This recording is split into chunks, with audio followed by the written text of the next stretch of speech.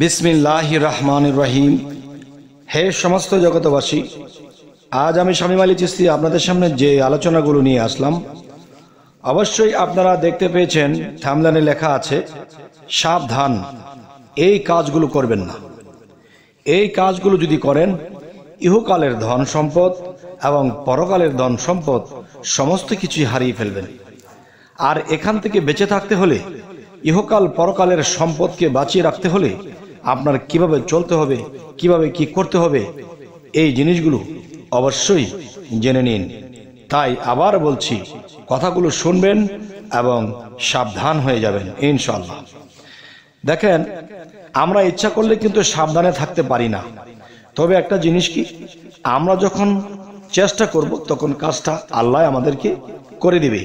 যে সে চেষ্টা করেছে, পারেনি, তবু সে চেষ্টার মূল্য হিসেবে আল্লাহ আমাদেরকে জয় করে দেবে।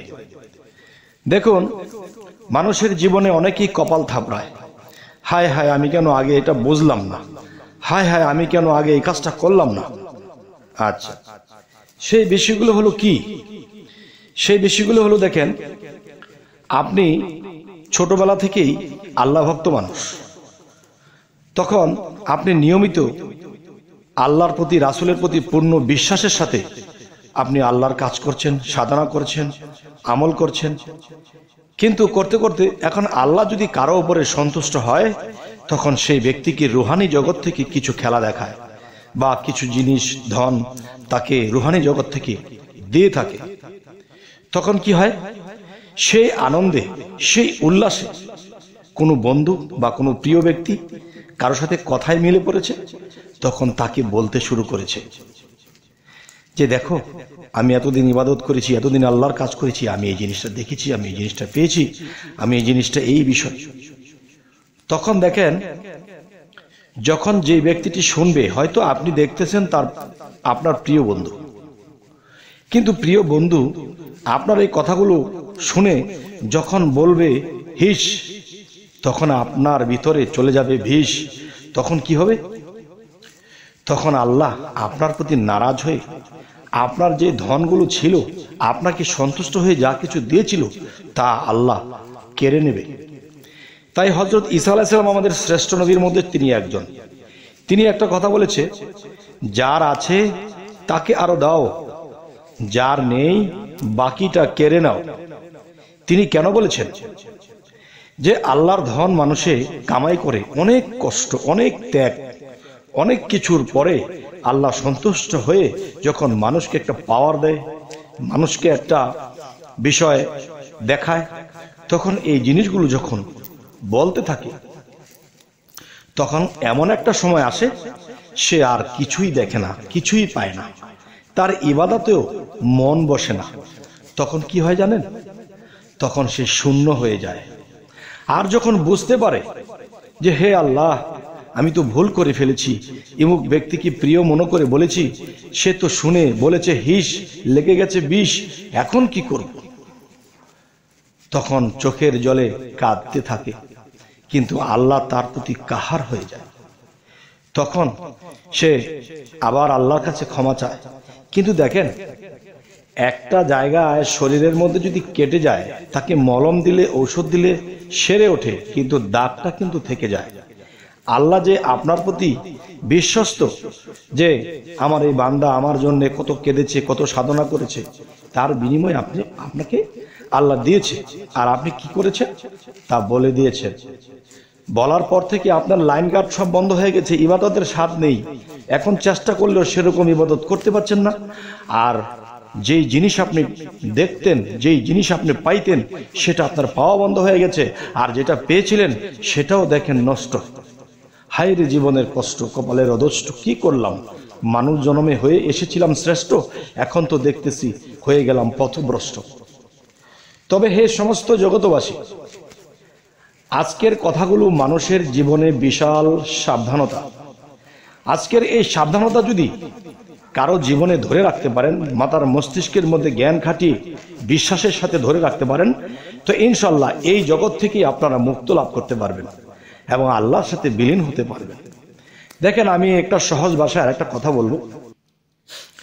সেই কথাটি হলো, দেখুন, যে আপনি পৃথিবীতে কাউকে মনে প্রাণে ভালোবাসেন এবং যাকে আপনি ভালোবাসেন সেও আপনাকে মনে প্রাণে ভালোবাসেন।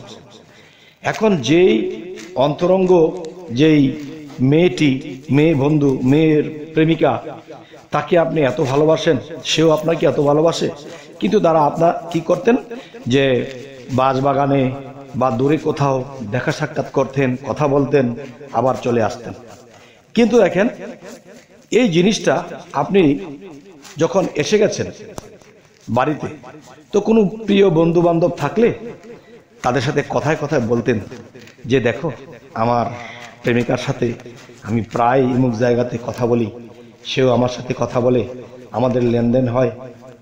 এরকম বলতে বলতে হয়তো একজনকে বলেছে, দুজনকে বলেছে, কারো ভিতরে এই কথাটা বিঁধেছে, হিংসার সৃষ্টি হয়েছে, সে প্রেম করে। আমরা তো এরকম প্রেম করতে পারি না।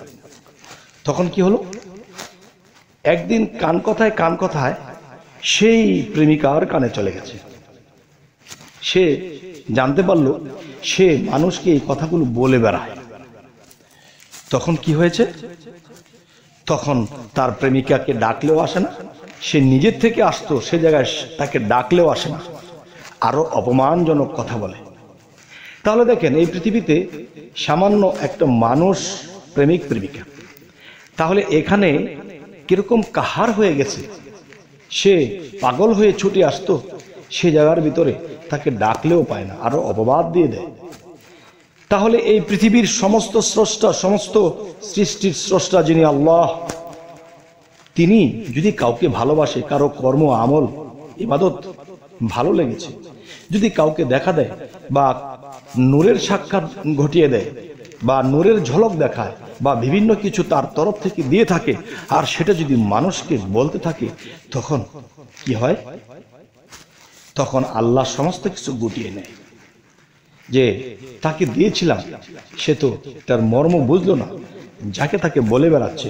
তখন সে যদি আপনার কাছে মহাপ্রেমিক হয়ে থাকে, সে মহাপ্রেমিকের কাছে আপনি কি হবে, কাল হয়ে যাবে, আর তিনি আপনার উপরে কাহার হয়ে গেছে, রাগান্বিত হয়ে গেছে। এখন ইবাদতও তিনি নিচ্ছে না। তবে হে সমস্ত জগতবাসী, আজকে আপনাদেরকে যে কথাগুলো বললাম, আপনারা জীবনে যদি কেউ এরকম অবস্থানে গিয়ে থাকেন, তাহলে দেখবেন এরকম ভুল কারো দ্বারা হয়ে গেছে।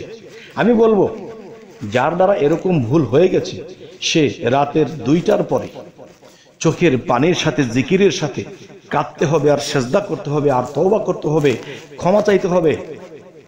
হয়তো কোনো একদিন তিনি যদি মুখ তুলে তাকান, সে একটা অপরাধ করেছে কিন্তু বহুদিন আমার কাছে ক্ষমা চেয়েছে, তখন আল্লাহর কাছে যে আরেকটা নাম রয়েছে, ইয়া রহমানুর রহিম, এই রহমানুর রহিম যখন জপতে থাকবে রাতের নিঘুম রাতে, তখন তার উপরে সে রহমত বর্ষিত হবে, এবং আল্লাহর হৃদয় যখন নরম হয়ে যাবে, তখন কি হবে, আবার আপনাকে দেখা দিতে পারে যদি তার ইচ্ছা হয়। তবে হে সমস্ত জগতবাসী, আরো একটি বিষয়, যে ওই যে বলেছি যে ঘা সেরে যাবে কিন্তু সেই গায়ের যে দাগটা থেকে যায়, তো এরকম যেন কারো না হয়। যদি কারো এরকম হয়ে থাকে, তাহলে এই কাজগুলো করুন, আবার ফিরে পেতে পারেন তার দয়া হলে। আর যারা এরকম অবস্থাতে আছেন, তার দর্শন পাচ্ছেন, তার নূর দেখছেন, তার থেকে পাওয়ার আপনি পাচ্ছেন, আল্লাহর অনেক গুণ আপনার মধ্যে দান করতেছে, অফ, একদম অফ। আপনি যদি অনেক ধনী হয়ে থাকেন, আপনি যদি বাহ্যিক জগতে অনেক ধনী লোক হয়ে থাকেন, তাহলে আপনি গরিবের হালতে থাকবেন এবং মোটামুটি ভাবে মানুষের মাথায় হাত বোলাবেন এবং বাম হাত দিয়ে তাকে দান করবেন, ডান হাত যেন না জানে। গোপনে উপকার করেন। অনেক ধনী আপনি, কাউকে বুঝতে দিন না আপনি এত ধনী। আপনি গরিবের হালতে থাকবেন, গরিবের দুঃখগুলো বুঝবেন, তখন কি হবে, আপনার এই পৃথিবীর ধন সম্পদ হালাল হবে এবং এই পৃথিবীতে আপনার সম্পদ ঠিক থাকবে এবং সেই পরকালের সম্পদও আপনার ঠিক থাকবে। তখন কি হবে, আপনি আল্লাহর কাছে দুইটি দিক দিয়ে প্রিয় হয়ে যাবেন। তবে হে সমস্ত জগতবাসী, আজকের সাবধানতা সম্পর্কে কথা বললাম এবং এই পরামর্শগুলো আমি দিলাম। এই কথাগুলো কি আপনাদের ভালো লাগলো নাকি খারাপ লাগলো? অবশ্যই আমাকে জানাবেন। এবং কি ধরনের আলোচনা চাইছেন সামনে তাও জানাবেন।